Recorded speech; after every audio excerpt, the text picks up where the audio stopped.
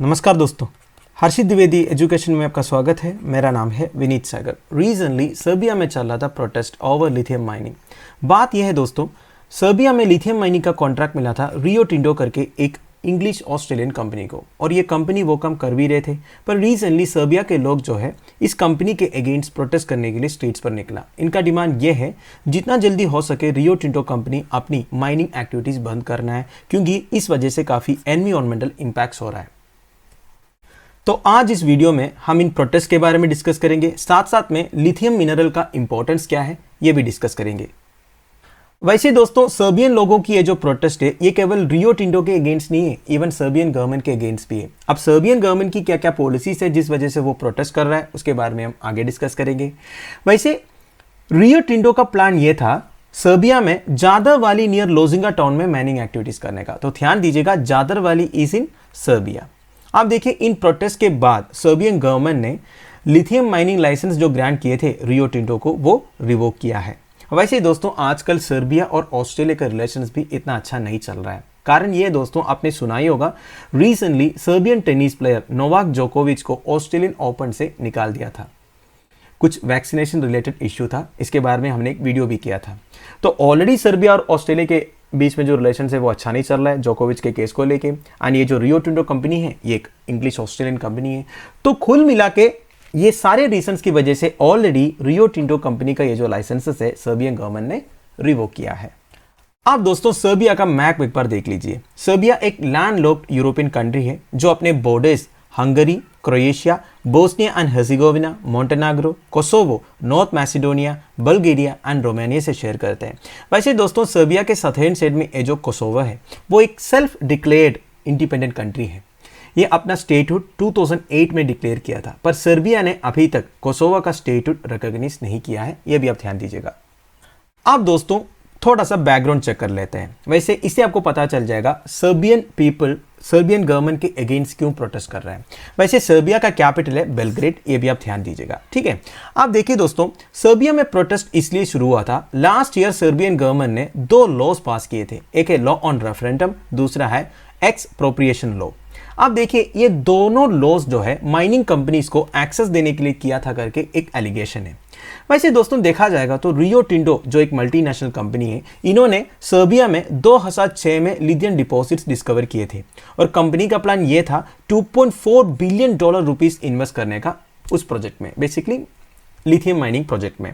अगर ये project implement होता, that would be one of the biggest investment projects in the country. वैसे Rio Tinto अकेला company नहीं है जिन्हें सर्बियन गवर्नमेंट ने लिथियम माइनिंग लाइसेंसेस दिया है। इन्होंने ऑलरेडी चाइना का जिजिन कॉपर माइनर को भी लिथियम माइनिंग लाइसेंस दिया है। अब ये दोनों लॉज के बारे में देखेंगे जिन वजह से लोग प्रोटेस्ट कर रहे हैं। सबसे पहला है रेफरेंडम लॉ। रेफरेंडम का मतलब क्या होता है दोस्तों? देखिए, जब एक गवर्नमेंट को किसी भी पर्टिकुलर टॉपिक के ऊपर लोगों से सवाल पूछना है, मतलब अगर गवर्नमेंट जाना चाहेंगे लोगों की इच्छा क्या है, तब वो रेफरेंडम कंडक्ट कराते हैं। लोग एस और नो में जवाब देते हैं। पहले सर्बिया में क्या था दोस्तों, अगर कोई रेफरेंडम कंडक्ट कराना है तो मिनिमम 50% ऑफ रजिस्टर्ड वोटर्स को टर्न आउट होना था। पर सर्बियन गवर्नमेंट ने ये जो नया लॉ के हिसाब से क्या किया, ये जो 50% वाला क्राइटेरिया है ना, इसको निकाल दिया। अगर 40%, 30%, 20% भी होगा ना, तभी रेफरेंडम वो कंडक्ट करा सकता है। तो अपोजिशन ने ये बोला, this is undemocratic and against Serbia's constitution. अगला है एक्सप्रोप्रिएशन लॉ। ये क्या होता है? देखिए, गवर्नमेंट को अगर पब्लिक इंटरेस्ट के ऊपर कोई प्रॉपर्टी एक्वायर करना है सिटीजन से, तो वो स्पीडी एक्सप्रोप्रिएशन कर सकता है। मतलब 5 दिन के अंदर वो लैंड वो एक्वायर कर सकता है लोगों से, और इसकी जो कॉम्पनसेशन है वो भी 5 दिन के अंदर ही दिया जाएगा। तो अपोजिशन का कहना यह है, ये लॉ गवर्नमेंट इसलिए पास किया जितने माइनिंग प्रोजेक्ट्स है ना, उन्हें एक्सेस देने के लिए। बेसिकली देखिए, माइनिंग एक्टिविटीज कंडक्ट कराने के लिए लैंड की जरूरत तो है।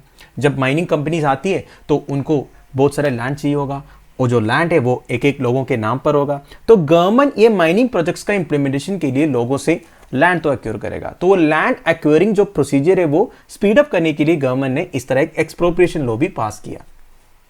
तो सर्बिया के लोग जो है इन दोनों लॉज के अगेंस्ट है। ऊपर से इन प्रोटेस्ट के थ्रू वो सर्बियन गवर्नमेंट को ये क्लियरली बोला है, जितने लिथियम माइनिंग प्रोजेक्ट्स आपने प्लान करके रखा है देश के अंदर, उसे बैन करने के लिए, क्योंकि काफी एनवायरमेंटल इश्यूज हो रहा है देश में।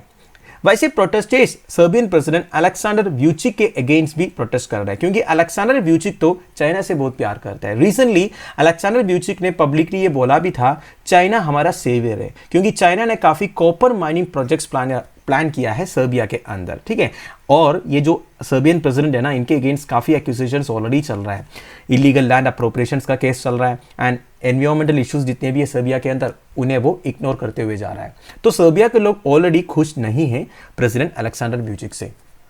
अब दोस्तों आप ये सोच रहे होंगे, इस तरह सर्बियन गवर्नमेंट कोई कॉन्ट्रैक्ट या एग्रीमेंट कैंसिल कर सकता है क्या? बिल्कुल नहीं कर सकते, क्योंकि already Serbian government and United kingdom government के बीच में एक बायलैटरल इन्वेस्टमेंट ट्रीटी साइन हुआ है for the fair and equitable treatment provision. अब इस तरह प्रोटेस्ट की वजह से अगर सर्बियन गवर्नमेंट रियो टिंडो का कॉन्ट्रैक्ट कैंसिल करेंगे तो रियो टिंडो को काफी नुकसान सहना पड़ेगा। ऑलरेडी रियो टिंडो कंपनी जो है $450 मिलियन इन्वेस्ट किया है सर्बिया के अंदर। इन्होंने एक टेक्नोलॉजी डेवलप किया था जिसके लिए काफी पैसे इनका खर्च हुआ था। ये टेक्नोलॉजी ये है दोस्तों, to economically extract lithium from jadarite, ये mineral that has only so far been found in Serbia's जादरवाली। देखिए मैंने आपको सर्बिया का जादरवाली के बारे में बताया जहां लिथियम डिपॉजिट्स है। अब सर्बिया का जादरवाली में एक मिनरल है जिसका नाम है जाडराइट। अब ये जाडराइट से लिथियम एक्सट्रैक्ट कर सकता है, वो भी इकोनॉमिकली, उसके लिए ज्यादा पैसे की जरूरत नहीं है। तो ऑलरेडी ये टेक्नोलॉजी डेवलप करने के लिए रियो टिंडो कंपनी ने काफी पैसे ऑलरेडी इन्वेस्ट किया है। तो अब जाके बिना कोई वजह का ओनली एनवायरमेंटल इंपैक्ट साइड करके सर्बियन गवर्नमेंट ये कॉन्ट्रैक्ट कैंसिल करते हैं तो ऑफिशियली रियो टिंडो कंपनी सर्बियन गवर्नमेंट के अगेंस्ट केस फाइल कर सकती। अगर ये सर्बियन प्रोजेक्ट इंप्लीमेंट होता तो ये यूरोप का बिगेस्ट लिथियम माइन बन जाता, जिससे 58,000 ton of refined battery grade lithium carbonate produce होता हर साल, जिससे 1 मिलियन इलेक्ट्रिक व्हीकल्स पावर हो सकता था। वैसे आपको पता ही होगा लिथियम बैटरीज का मेन कंपोनेंट है। आजकल जितने बैटरीज आ रही है वो सब लिथियम आयन बैटरीज है, चाहे वो मोबाइल फोन्स में हो, लैपटॉप्स में हो, इवन इलेक्ट्रिक व्हीकल्स में भी। तो लिथियम के लिए जो डिमांड है वो इंक्रीजिंग है। वर्ल्ड बैंक का एस्टीमेट ये कहता है ग्लोबली हमें लिथियम प्रोडक्शन 500% तक इंक्रीज करना पड़ेगा 2050 तक। ऐसा क्यों बोल रहा है? देखिए रिसेंटली जो क्लाइमेट समिट हुआ था उसमें सारे कंट्रीज ने मिलकर ये डिसीजन लिया था, हमें ग्रीन हाउस गैस एमिशंस को कट डाउन करना है। अगर कट डाउन करना है तो हमें फोसिल फ्यूल जलाना बंद करना पड़ेगा। अब सबको पता है पूरी दुनिया में गाड़ियों के इंजन के अंदर जो फोसिल फ्यूल जल रहा है उस वजह से काफी ग्रीन हाउस गैस एमिशंस हो रहा है। तो एक ही तरीका है, ये जो फोसिल फ्यूल इंजन से उन्हें अवॉइड करो, उस जगह में बैटरी ऑपरेटेड व्हीकल्स लॉन्च करो। तो आजकल मैक्सिमम कंट्रीज में इलेक्ट्रिक व्हीकल्स चल भी रहा है, इवन इंडिया में भी चल रहा है, वो बात आपको पता है। तो अगर इलेक्ट्रिक व्हीकल्स चलना है तो लिथियम आयन बैटरीज चाहिए, लिथियम आयन बैटरीज अगर बनाना है तो लिथियम चाहिए, सिंपल सी बात है। तो ग्लोबली हमें लिथियम का प्रोडक्शन 500% तक इंक्रीज करना पड़ेगा 2050 तक। वैसे दोस्तों लिथियम का डिमांड जो है आजकल काफी बढ़ रहा है। अगर आप कुछ डाटा चेक करोगे लिथियम प्रोडक्शन भी मोर देन डबल हुआ है 2016 और 2020 के बीच में। 2016 में 38,000 मेट्रिक टन प्रोड्यूस हुआ था, तो 2020 में वो 88,000 मेट्रिक टन तक पहुंच गया। मैक्सिमम कंट्रीज जो है आजकल इलेक्ट्रिक व्हीकल अडॉप्ट कर रहा है, एंड लिथियम जैसे जो क्रिटिकल बैटरी मेटल्स है बहुत ही सिग्निफिकेंट हो रहा है। इसी वजह से United States of America, European Union and Canada जैसे जो डेवलप कंट्रीज है अपना minerals that are critical to national security वाला लिस्ट में लिथियम को भी इंक्लूड किया है। अगर आप इलेक्ट्रिक व्हीकल्स का सेल डाटा देखोगे तो वो भी एक्सेलरेट हुआ है रीसेंट ईयर्स में। 2016 और 2020 में एनुअल इलेक्ट्रिक कार सेल्स जो है 297% इंक्रीज हुआ है। अगर आप नंबर्स देखोगे तो 7,50,000 से पहुंच गया 2.9 मिलियन कार्स 2020 में।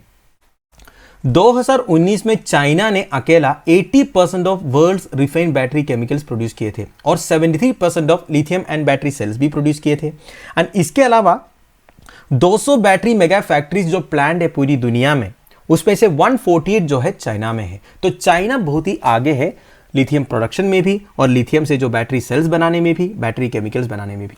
तो दोस्तों फाइनली ये लिथियम रिसोर्सेज का ज्योग्राफिकल डिस्ट्रीब्यूशन मैप है। वैसे ये डाटा 2019 का है। इसमें से आपको पता चल रहा होगा सबसे ज्यादा लिथियम रिजर्व्स जो है ये कहाँ पे है।